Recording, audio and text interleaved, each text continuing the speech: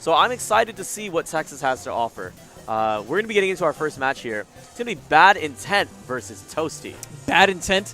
Many consider him to be one of the premier Blaziken mains, made the trek all the way from California to get here. But let's not only talk about the Blaziken, he's got a fierce Shadow Mewtwo as well, squaring off against Toasty. I'll be honest, not a lot is known about this guy, but the representative from San Antonio has seriously turned some heads today with some amazing Lucario play. So just so that way we can set up and kind of frame the match for you guys. Blaziken's very rushdown oriented. A lot of his normals. Whoa, are we actually seeing Shadow Mewtwo? Okay, so we're going to see Shadow Mewtwo coming out here with a bit of a glass cannon kind of approach, right? Now, previously, we're used to seeing some previous exploits that have since been patched out. But the thing to keep in mind is that you live or die by this character. Think of Akuma or Goki from Street Fighter. Very low health, very big output, right? And beyond that, with these more recent patches, let's not forget that Shadow Mewtwo consumes more of his own health whenever he's actually trying to link these attacks. For sure. But he's going to have to be going against equivalent of Ryu in this game. With Lucario having a great mid-range, very strong pokes, and has an awesome close-up game as well. Yeah, the big question is how will he respond to Bone Rush? That's what we've been seeing time and time again. He's finally putting in the shield, and I believe he's going to get the phase shift here just to recover, and attempted to recover some of that precious health. Perfect usage of Cresselia here. He was red zoning so hard, and now, with that extra recoverable HP, he's back on the board. He has burst on top of that as well, so this could be the moment that this entire game shifts around. Oh, did he catch him out here? Yes, he did. He got the damage. He got the wall splat. Oh, baby. Spirit Bomb. Let's go. God, he looks like Freezer right now. That's terrifying. And that's all it takes. He just nuked Texas off the face of the earth. Just wiped us all out. I'm a ghost right now. Oh my God, this is so ridiculous. And can we talk about how he was at 1 health? It was because he inputted in the block at the perfect time to deal with the Bone Rush. That set up for the counterattack into the Cresselia, which filled up his gauge, and then finally finished it off with a burst. But can he do it again? Again, BadIntent at such a low health pool. The attacks this time. And the grab is just going to be too much. So Toasty actually getting a perfect for this second round. He was on the verge of getting a perfect in that first round, but again, with a character as glassy as Shadow Mewtwo, you really are an interaction away from losing it all. This is a great example of like how you want to get tempo early with a character like Shadow Mewtwo. Or you're someone who plays reserve, you wait for that one opening and then boom, commit, all in. And with these type of attacks, you have fantastic zoning, but the damage that you can get once you get up close is ridiculous. Oh, Bone Rush just eating through. Here it is. Oh, the counter burst. It is that final round, of course. The walk into the grab. BadIntent. Gosh. I don't know how to explain it to you guys, like how much confidence that takes. To simply walk up and grab from the distance that he was at. This guy knows. He's read his opponent. Oh, Toasty decides to pop burst. Counter. Whoa! Wait a minute. Tip. And BadIntent backed into the corner. Are we going to be seeing another grab? No! He thought that the grab was coming again. It seems like he tried to jump up, and Toasty was in his brain, puts the anti-air out instead. That's so smart. Especially after you've conditioned someone, you put someone with their back to the wall. This is the equivalent of making someone crack. As soon as you do that, they don't have defensive options as they're in the air, as they're falling down. The jab, easy to put out there. Now, we're seeing a bit of a swap here to Blaziken. So, like I was trying to speak about previously, Blaziken, very much a rushdown character, but has frame advantage on some of his attacks.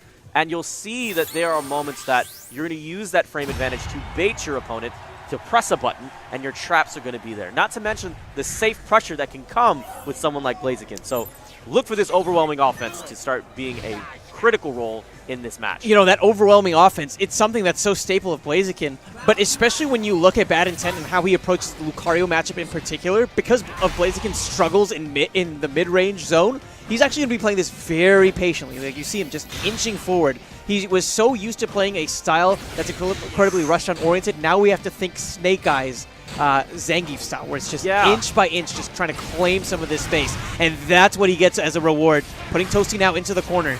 And now he's going to be using a great amount of zoning here. And there's the opening that he was looking for. No. Where's the grab? That's it. Now he puts him to the corner here. Okay, where's he going? Where's the Mewtwo setup? Oh, both of these guys are playing chicken right now. They both have shotguns, they both have shields up, and they're ready to explode. Here comes the Cresselia. He's going to get health. And will he have enough? Yep, just enough to go and activate Burst as well. Again, the support usage from BadIntent has been fantastic, but Toasty is making all the callouts and negating everything right now. BadIntent on his last legs here. How is he going to hold this together? Cautiously approaching, knows he has to make something happen here. It's on him. Another There's grab. the grab. And that's going to be it. Man.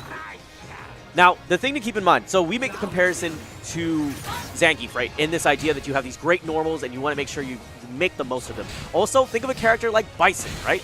Where you're coming in, you have great frame advantage, but you need to be cautious about where you're putting your chips. I'm putting all my chips on that counter. That was great from BadIntent, and just the momentum that he's gained as well as It's the burst. Marvel, baby! Look at the combos. That is sick. He has him in the corner. He has this advantage. Oh, bursted. That's right. Again, did he make the right call out? No! Ooh. The jump. He was a bit too overzealous. And now he's going to see the ramifications of this. Put in the corner. Krogunk is out as well. And he's just forced to stay in this corner right now. Just trying to bide his time, take advantage. The grab misspaced. And now an advantage, perhaps for BadIntent, only to get turned around. Another beautiful counter. All right, and we're going to be seeing Cresselia. Again, just recovering so much of that critical health that he needs to use to create some of these openings. Toasty. Where's your punish opportunity? Grab? Yes. Yeah, there it is. The counters into the grab, like you said, Nebs. And that's going to be this round. So tied up 1 round apiece now.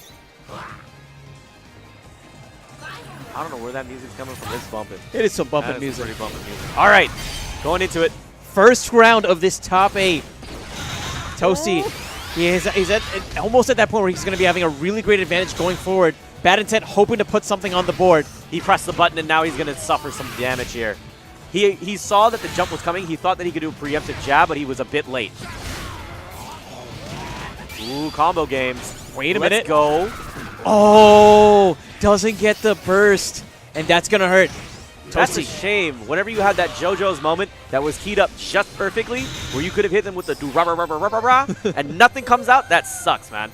Just look at how much recoverable HP BadIntent got from that. That was 120 HP back on the board because of the Cresselia support. Of course, with Cresselia, you can only use that support option once per round, so we're not going to be seeing it again.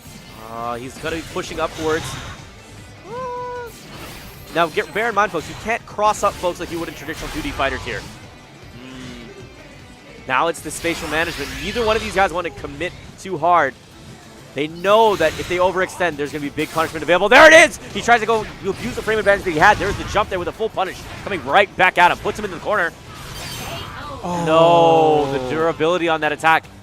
Negating the fireball. Yeah, it's rough. Sometimes you're so used to seeing some of these attacks just clash out or other attacks beat each other. But what ends up happening at the end is just because of burst, you have a little bit of extra charge on your options. And some of those properties definitely change. When you have that little bit of